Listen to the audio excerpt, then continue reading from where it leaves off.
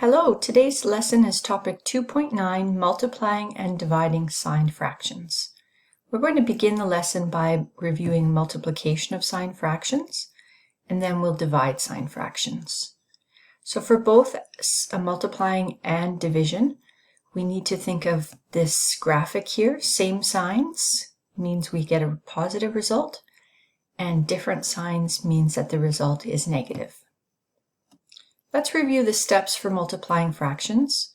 If we have whole numbers or mixed numbers, we're going to change those to improper fractions. Step 2, we can reduce by cross-reducing from numerator and denominator across from one another.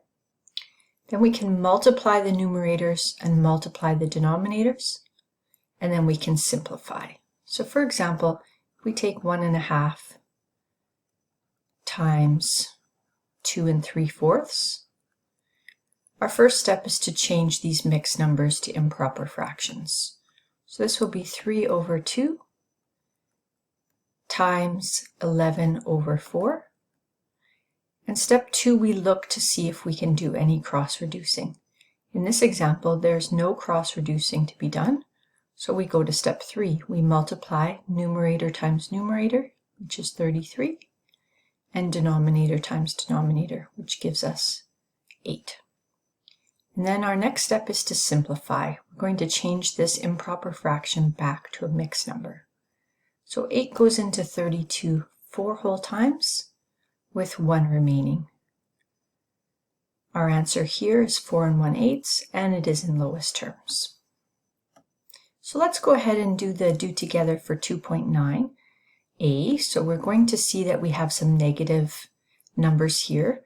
For number 1, we have -7 times 3/49. So our first step is to make that -7 into a fraction. So we're going to write it over 1. And then we're going to multiply by 3/49. We can see here that 49 and 7 are both divisible by 7. So we're going to divide them by 7. Reducing before we multiply across. 1 and 3, they're already reduced, so we can go ahead now. We have a negative times a positive, so our result will be negative. 1 times 3 is 3. And on the denominator, 1 times 7 is 7. So our answer is a -3/7. For number 2, we have proper fractions. Both of them are negative, so our answer will be positive. And we can look to cross-reduce. 9 and 3 are both divisible by 3. 3 divided by 3 is 1. 9 divided by 3 is 3. And 5 and 15 are both divisible by 5. 5 divided by 5 is 1. And 15 divided by 5 is 3. We've already determined the answer is positive, so we can multiply. 1 times 1 is 1, and 3 times 3 is 9. So we end up with a positive 1/9. Dividing fractions is very similar to multiplying fractions, as we learned in Module 1. So the thing to note in this section is step 2. We do all the same steps as multiplication, but we have the change of never dividing. So we take our first fraction and leave it, and then we take the division symbol and make it into multiplication, and then we flip our second fraction. We use the reciprocal. So let's go ahead and practice with these signed fractions. Number 1, we have -5/6 divided by 3/4. So we're going to keep the -5/6, change to multiplication, and flip our second fraction. We can see by flipping, we don't have any cross-reducing with the 5 and 3, but we do have with the 6 and 4. They're both divisible by 2. So we're going to divide by 2 and divide by 2. We have a negative times a positive, which will result in a negative answer. 5 times 2 is 10, and 3 times 3 is 9. And we see that we need to change this to a mixed number. 9 goes into 10 once, and this is a -1, and 1 left over. So -1 1/9. For number 2, we have a whole number divided by a proper fraction. Let's get that whole number as a fraction. Let's change to multiplication and then flip our second fraction. We're going to have 2 over 1. These are both negative, so our answer will be positive, and there's nothing to cross-reduce. Negative 4 times negative 2 is a positive 8, and our denominator is out of 1, so we can just leave that off. Our final answer here is a positive 8. I'll be working through a few examples in exercise 2.9. We're going to start with number 4. Number 4 looks different than the others, and that's because they're using parentheses to show multiplication. So we're already at multiplication here. We've got a negative times a positive, so our answer will be negative. We can go ahead and cross-reduce. We have 30 and 5. They're both divisible by 5. And 7 and 21 are both divisible by 7. 3 times 1 is 3. 6 times 1 is 6. So we have a negative 3/6. We're going to further reduce this, dividing by 3. So our final answer here will be negative 1/2. I'm going to jump ahead in the exercise to number 13. We have 5/9 divided by negative 10/27. We're going to keep the 5/9 as is, change to multiplication, flip our second fraction to its reciprocal. We look for cross division and we have it. 5 and 10 are divisible by 5, and 9 and 27 are divisible by 9.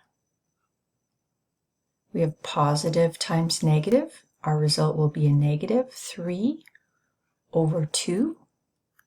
And then we're going to change this to a mixed number. This will be negative 1 and 1/2. Let's take a look at number 16. Here we have 4.5 divided by negative 18. So we need to change this 4.5 to an improper fraction. So this is going to be 9 over 2 divided by negative 18 over 1. Let's now go ahead and keep, change, and flip. And we look for cross division. 9 and 18 are both divisible by 9. And we have a positive times a negative, so our result will be negative 1 over 2 times 2 is 4. Negative 1/4. In the later section of the exercise, we have chain multiplication. So in this case, we have 1, 2, 3, 4, 5 fractions that we're multiplying to each other. We need to be careful about both the reducing and the signs. We can see that we have 2 negative fractions. So if we apply the epon, we have an even number of negatives, which means that we're going to have a positive result. So this can help us quite a bit when we have very long chains. Alternatively, you can go through, after we've cross-reduced, you can go through positive times negative is negative, negative times positive is negative, negative times positive is negative, negative times negative is positive. You can work the chain one by one, going through your rules for multiplication each time. I'm going to focus now on cross-reducing. Remember, you can cross-reduce any which way, so the way you do it and the way I do it may be different. First up, I'm going to take this 30 and 20, and I'm going to divide them both by 10. So 20 divided by 10 is 2, and 30 divided by 10 is 3. Next up, I'm going to take a look at these 11s. 11 divided by 11 is 1, and 11 divided by 11 is 1. Next, I have 24 and 8. I'm going to divide by 8. 8 divided by 8 is 1. 24 divided by 8 is 3. Across here, I have 7 and 28. 7 divided by 7 is 1. 28 divided by 7 is 4. I'm looking here now to see if I've missed anything. Sometimes I do. That's very normal. I'm going to go ahead and multiply now because I don't see any more cross-reducing that's possible. So on my numerator, I have 4 times 4, which is 16. 16 times 2 is 32. And then times 1 is still 32. So I'm going to have 32 on my numerator. For my denominator, I have 9 times 3 is 27. And 27 times 3 is 81. It's looking like I'm not able to reduce that anymore. So my answer here is going to be a positive 32 over 81. The last one we can do together is number 22. This one is a long chain as well. And I have 1, 2, 3, 4 negatives. So EPON tells me if I have an even number of negatives, my answer will be positive. So I'm going to take that as a positive answer, and I'm going to go ahead and start to cross-reduce. Remember that the way you and I cross-reduce could be totally different, but we can still come to the same result. I'm going to take these two 15s that I see across and get rid of them. I'm going to divide them both by 15. I'm also going to take the 22 and the 11 and divide them both by 11.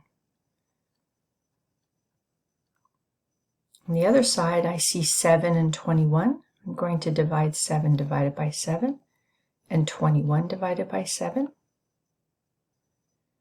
I see 6 and 30.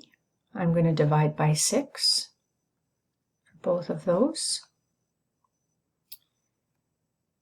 And I don't see anything more that I can cross-reduce. So I'm going to go ahead now and multiply my numerators. I have 9 times 3 on my numerator, which is 27. And for my denominator, I have 10 times 5, which is 50. And 50 times 2 is 100. So my result here will be a positive 27 over 100. I hope you can go through the exercise and enjoy, especially these long chain multiplications. They can make you a bit cross-eyed, but good luck with them and let me know if you have any questions.